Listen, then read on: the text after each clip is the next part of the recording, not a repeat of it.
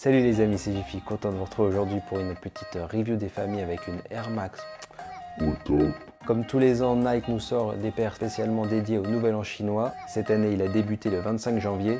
Ouais, je dis ça parce que a priori, le Nouvel An chinois ne commence pas au 1er janvier comme nous. L'année est décalée, je sais pas de quoi je parle. Bref, je vais arrêter de rentrer dans les détails avant de dire trop de conneries. On va passer tout de suite à l'unboxing. On commence par la box, comme d'habitude, grosse déception parce qu'on est sur une boîte rouge complètement classique. Grosse déception, je vous dis ça parce que cette paire de Air Max One est sortie en même temps qu'une autre paire, estampillée les deux CNY, CNY pour Chinese New Year, Nouvel An chinois, si tu as eu deux en anglais, pas de bol. Parce que l'autre paire est sortie dans une boîte vraiment spéciale, je te mettrai des images. Carrément le papier dedans est spécial, bref tout est spécial alors que là rien n'est spécial, mais bon, la paire qui est à l'intérieur je la préfère nettement à l'autre, même si l'autre est cool mais elle est carrément too much, en tout cas pour moi. Bref, à l'intérieur de cette box rouge toute pourrie on trouve cette petite pépite, elle est vraiment magnifique je trouve, très colorée avec des matériaux un peu spéciaux mais juste ce qu'il faut par rapport à l'autre que je trouvais too much. Là je trouve que le mix est parfait. On va attaquer par le talon, tiens, avec un Pégase brodé là, jaune. Je vous ai dit que c'était l'année du rat mais ils ont mis un Pégase derrière. On va savoir pourquoi, moi je sais pas. Tu peux me le dire dans les commentaires d'ailleurs parce que tout ce qui est au niveau design de la paire, j'ai pas trop compris les explications mais visuellement elle est très belle. Donc là un Pégase à la place du Nike Air classique, ça fait très plaisir. Tout autour de la paire on trouve une surpiqûre bicolore. Vous voyez, un peu violet, un peu rouge-rose. C'est vraiment très joli. Gros détail cool, c'est bien sûr ce mini souche qui saute aux yeux. C'est assez rare maintenant sur les paires de Air Max, donc quand il y en a un, on est très content. À l'intérieur du souche, en fait c'est transparent mais c'est jaune. Voilà, donc ça donne un petit style. Grosse bordure rose, ça aussi c'est assez rare sur une Air Max.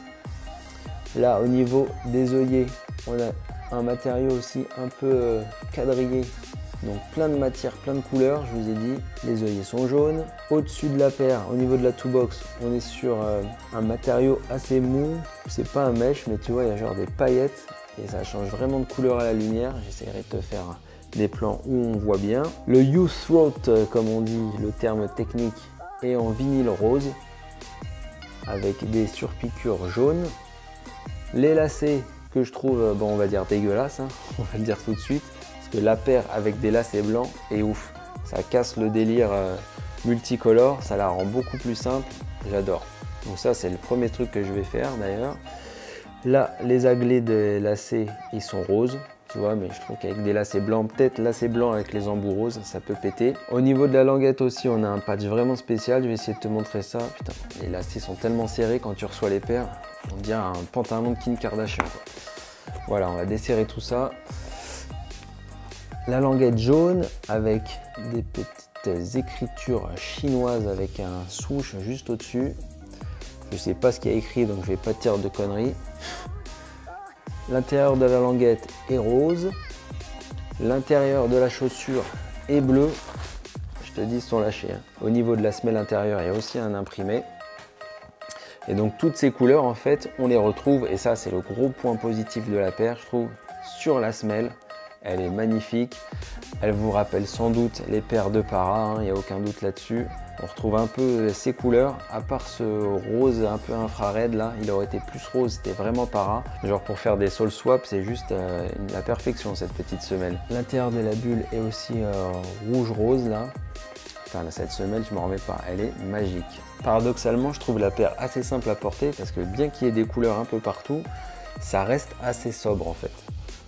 Ouais, c'est paradoxal, mais en tout cas, c'est mon ressenti. Malheureusement, je ne vais pas pouvoir te faire de on-fit car cette paire appartient à Théose, que tu connais sûrement. Je te mettrai son Insta juste là. Des photos de toute beauté.